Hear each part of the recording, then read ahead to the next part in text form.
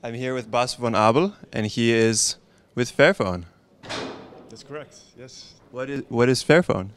Well, first of all, Fairphone is a phone, but we more see it as a movement. What we try to do with Fairphone is by making a phone, we want to improve industry practices throughout the whole supply chain of electronics, from working conditions to sustainability aspects, and we can do that because we have our own supply chain now by making that product. So the goal is not to make as many phones as possible, but to actually use the phone as a mechanism, as a catalyst for change. How's that going? It's going well. It's going well. It's kind of a roller coaster, I can tell you.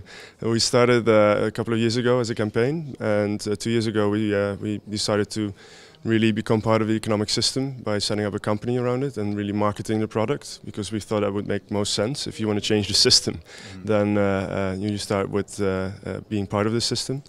And we've sold 60,000 phones within 1.5 years, which is not that much if you look at the industry and how much there actually phones are being sold. I think we passed the 1 billion mark of smartphones in the world, but it's a very good start, I would say, and we've been able to do a lot of projects in the supply chain. So, what are your major goals for improving practices in the electronics industry?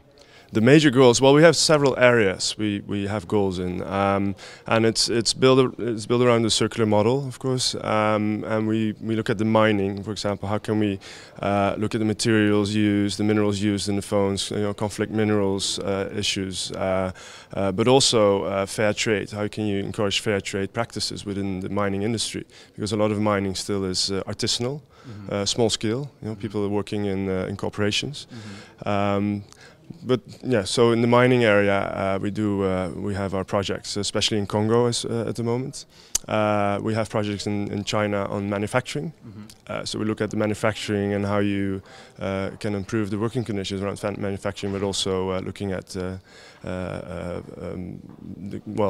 more soft side of things in terms of worker satisfaction and that kind of things. And we focus on design. How, if you make a product, you can make it in such a way that you can actually improve sustainability as well, and use of materials is connected to the design of the product.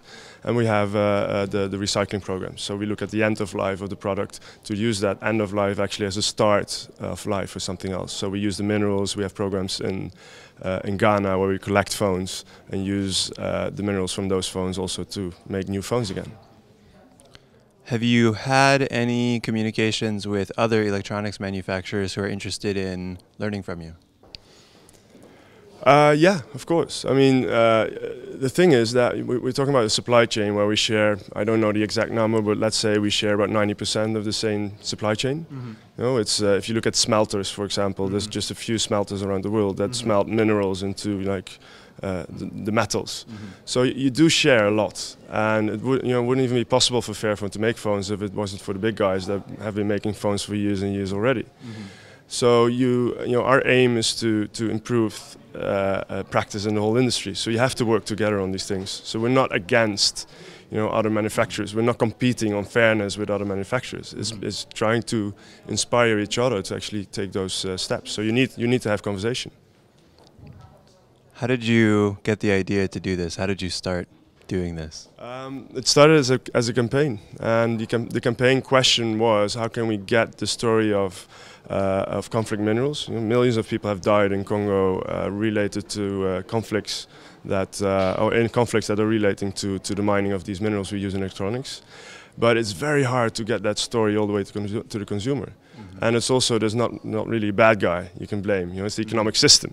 And we didn't have the solution, so we said, you know what, we'll make a phone, and by making the phone we can surface all these things, and we can have people engage, and we can have them participate. Because in the end, I think the key to solving a lot of the economic problems is to renew kind of the relationship we have with our products, to be able to take more responsibility on it. Because a lot of these things start with consumers as well. Thank you, Bas. Okay.